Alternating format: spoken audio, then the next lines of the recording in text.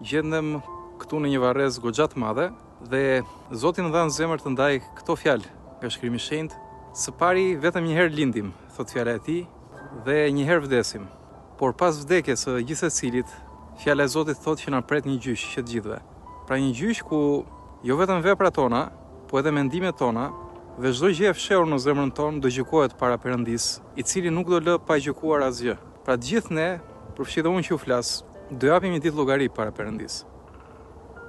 Por Shkrimi i Shenjtë gjithashtu jep dhe lajmin e mirë për beslidhjen e re që Perëndia bëri me të gjithë njerëzimin përmes gjakut të Jezu Krishtit. Për gjithë ata që besojnë, Shkrimi i Shenjtë thotë që ata nuk do gjykohen, por kanë kaluar nga vdekja në jetë. Dhe Zoti thotë, unë jam shpëtimtari, unë jam shpëtimi juaj. Zoti e shton njeriu, nuk shpëtojmë dot vetë.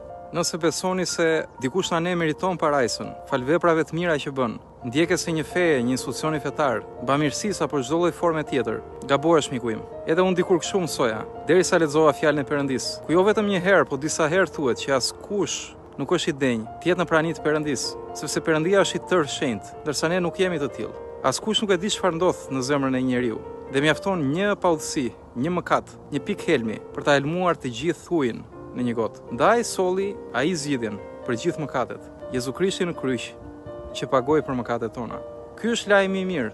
Këtë kanë profetizuar të gjithë shkrimet e shenjta, mijëra vite. Dhe ne jetojmë pas lindjes së Krishtit. Krishti është gjallë, ai do rikthehet, dhe kush beson në të, Shkrimi i Shenjtë thotë që nuk do turpërohet, por do ketë jetën e përjetshme, sepse nuk do shkojë në gjyq, sepse Jezusi pagoi për gjithë ne. Ose do falenderojmë Zotin për shpëtimin që na ka ofruar në Krishtin, ose do i themi Zotit, Zoti më meritoi parajsën, e meritoi vetë me atë çfarë vetë kam bërë në jetën time. Pavarësisht se ti më thua të kundërtën në fjalën tënde. Mendoni dhe pranoni këtë lajm të mirë sot në zemrën tuaj, shpëtimtarin e gjithë botës, të gjithë njerëzimit. Shkrimi i Shenjtë thotë që ai do të kthehet dhe do të mbledhë të tjerë për jetën e përjetshme. Qoftë hiri i Zotit tonë Jezu Krisht me ju të gjithë.